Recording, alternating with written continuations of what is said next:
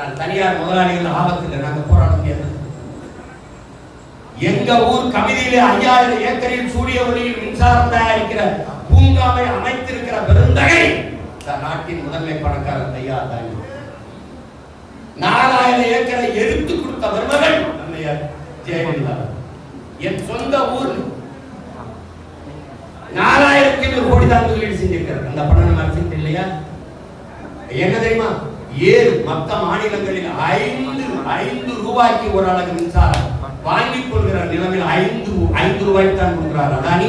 இந்த நாட்டின் நிலத்தை கொடுத்து நிலத்தடி நீரை வடவலால் உறிஞ்சிக் கொள்ளலாம் என்ற அனுமதியை கொடுத்து எல்லாம் கொடுத்து ஒரு யூனிட் மின்சாரம் 7 ரூபாய்க்கு எடுத்துக் கொள்கிற ஒப்பந்தப்பட்ட மக்கள் இந்த ஆட்சியாளர். உனக்கு மின்துறையில எவ்வளவு கோடி எவ்வளவு லட்சம் இழப்பு தெரியுமா? 1,30,000 கோடி மேல இழப்பு.